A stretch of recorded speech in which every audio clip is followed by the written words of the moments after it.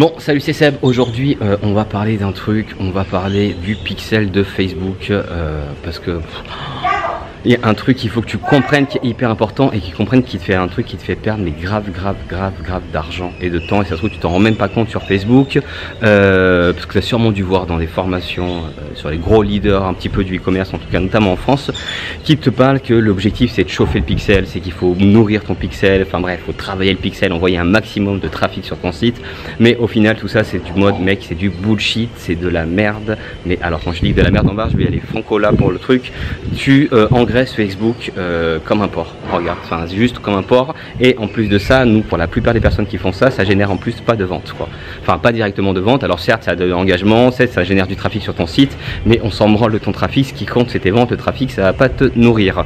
Le problème de ça c'est que nourrir ton pixel et envoyer du trafic, si ton pixel est encore plus sur ton pixel, il faut comprendre comment marche le pixel. Le but du pixel en fait c'est d'enregistrer les visiteurs qui viennent de ton site et d'enregistrer les visiteurs qui se baladent sur telle ou telle page de ton site ou qui génèrent telle ou telle action en fait sur ton site. Sauf que le pixel, donc tu vas envoyer plein de visites dessus. Ce qu'on va dire en formation, c'est que voilà, nourris ton pixel au taquet et après tu vas faire du retargeting. Le retargeting, c'est quoi?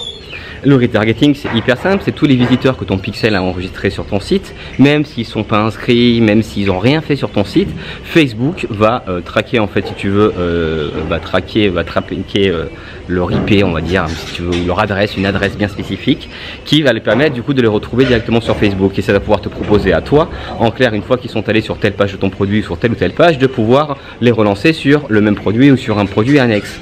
Le problème de ça, c'est que tu n'envoies pas du trafic qualifié, et encore plus après la grosse force du retargeting et du pixel, ça marche super bien quand tu as des bonnes audiences, parce que après ce que tu fais c'est que tu vas utiliser du coup des audiences similaires, tu vas aller voir toutes les personnes qui sont allées sur ton site et tu vas trouver du coup des personnes qui sont identiques à elles-mêmes, ou toutes les personnes qui sont allées sur ton site et qui ont mis des paniers abandonnés, et Facebook va aller chercher en fonction des comportements toutes les personnes entre 1 et 5% qui sont pareilles qu'elles-mêmes. Le problème de ça c'est que si tes visites si tu fais ça sur des visites qui sont pas qualifiées, en extrapolant à 5% de visites qualifiées, tu auras encore une fois des visites de merde. Donc tu auras en clair du trafic qui ne sera pas qualifié, tu auras un pixel qui sera hyper nourri, mais encore une fois, désolé, j'en perds ma clope, tu vois, mais encore une fois, nourri avec de la merde. Et ça va être, ça va être exponentiel en fait, à chaque fois que tu vas extrapoler, à chaque fois que tu vas faire des audiences similaires, ça va aller chercher des personnes qui sont encore plus décalées dessus. Alors il y a une stratégie très simple pour contourner ça, et c'est celle que nous, voilà, on pratique, et encore une fois, qui est alignée avec tout notre paradigme du dropshipping et de la vente en ligne chez les 400 coups, qui est de se dire que ce qui prend dans le business en ligne, quel qu'il soit, que tu sois en dropshipping ou même que tu vends de la formation, c'est ton capital humain, ta marque. Et ton capital humain, c'est ton socle de connaissances, compétences et expériences. Même si tu es un shop, tu as une marque derrière, et cette marque-là, elle est donc imbibée de cette espèce d'ADN qui fait que tu es particulier. Et la deuxième... j'en perds mes mots, tu vois. Et la deuxième, donc c'est une de marque, la deuxième chose qui compte, c'est justement ton audience. Ton audience. Et à partir du moment où tu as une audience qui comprend tes images, enfin qui comprend ton ADN de marque, en tout cas qui adhère à tes valeurs, tout est possible. Tu peux leur vendre des produits, tu peux du coup leur vendre des services, parce qu'en fait, cette compréhension-là va alors déjà toi te permettre de pouvoir identifier des besoins et du coup de trouver des solutions que tu vas leur apporter, que tu vas facturer. Une solution, ça peut être un produit, même en dropshipping. Le choix par exemple d'un produit winner, c'est juste un produit qui résout une problématique, sauf que tu dois l'anticiper. Ça aussi, on te dit d'aller chercher les produits sur AliExpress, de les ranker 4 étoiles, livraison gratuite, et prendre les 40 premiers produits. Tu vas donner de l'argent à Facebook pour rien. Et en plus de ça, il y a je sais pas combien de personnes, là sur les deux formations, les deux formateurs qui parlent de ça, et en gros ils ont vendu en gros 4000 ou 5000 formations. Il y a 5000 personnes qui vont faire la même chose. Vous avez 5000 en concurrence, en plus de ça avec un site multiniche.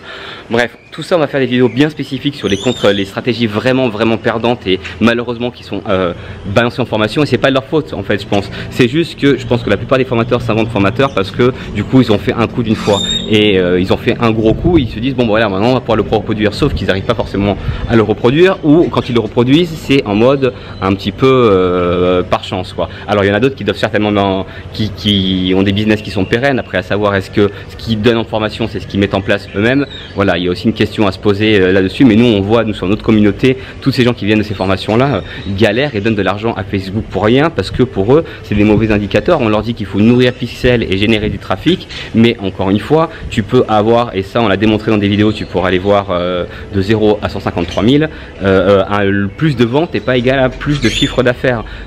Sur des dispositifs avec 5 fois moins de ventes, on a 5 fois plus de bénéfices, parce qu'encore une fois, le chiffre d'affaires c'est rien, on s'en branle. Ce qui est important, c'est le bénéfice. Si tu génères 100 000 euros de vente mais que tu as claqué 40 000 euros en campagne et ça te prend les 80% de ta journée, oublie quoi.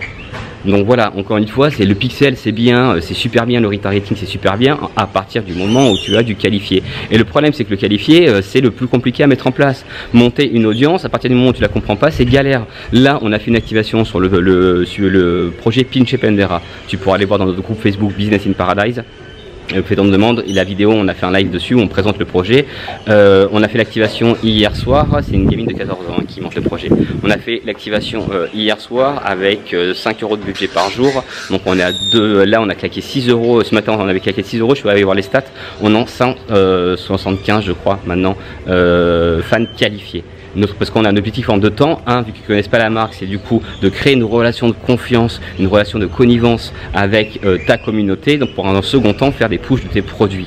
Donc voilà un petit peu. Donc si tu te focuses uniquement sur ton trafic et ton pixel, sans regarder si ça génère des ventes, cherche pas. Tu vas pouvoir essayer, c'est comme le loto, joue au loto, à la limite tu gagneras plus, parce que là tu es en train de juste d'enrichir les formateurs et du coup d'enrichir surtout Facebook qui est en train de se gaver. Regarde ces chiffres dès les derniers mois là, tu vas voir, c'est assez hallucinant. J'ai pas les chiffres en tête, je vais les mettre en lien dans la vidéo.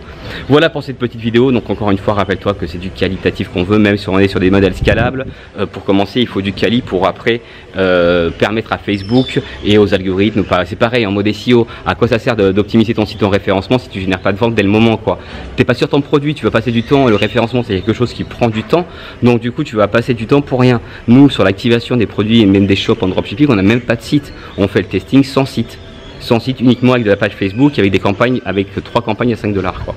Donc voilà pour ce petit truc, n'hésite pas à aller voir, du coup on a un forfait de coaching avec nos formations, toutes nos formations illimitées, dont celle-là qui est de passer de 0 à 1000 fans avec peu d'investissement et en tout cas de fans qualifiés, voilà, que tu peux retrouver sur formation.les400coups.school. Je te dis donc à très vite pour une prochaine vidéo, salut.